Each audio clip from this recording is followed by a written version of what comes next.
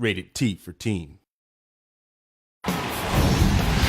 What's up, guys? Nevin Dravinsky, producer on UFC Undisputed 2010, coming to you from the famed Black House Gym in Los Angeles, California.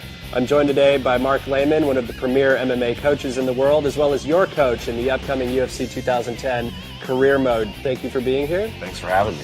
Pleasure.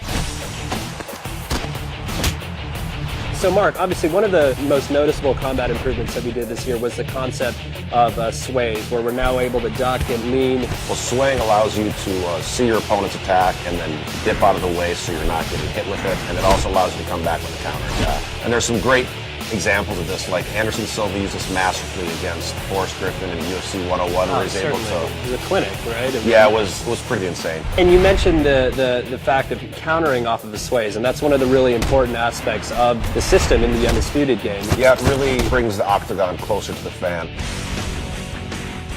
Cage position is a really important aspect of mixed martial arts. It's huge because basically you have a foreign object that's 90 degrees that's part of what you're fighting on, and you have to learn how to deal with it. It can be used defensively and offensively. You can use it to pin your opponent up against a cage where they can't sprawl and they can get takedowns a lot easier. You can also use it to pin them in clinches where you can do striking, like Anderson Silva stuck Rich Franklin there and teed off him with the knees. And we really try to capture that in the game as well. Again, it's one of those things that makes the game more realistic.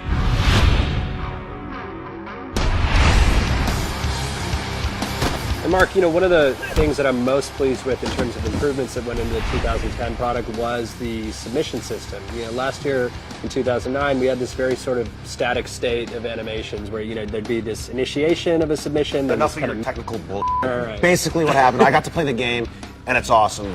You get to actually see the joint being manipulated, and the camera zooms in to let you know what's getting torqued, and then if the guy's defending, it kind of pulls out, and it just makes it a lot more visceral, and you can feel what's really going on with the submission.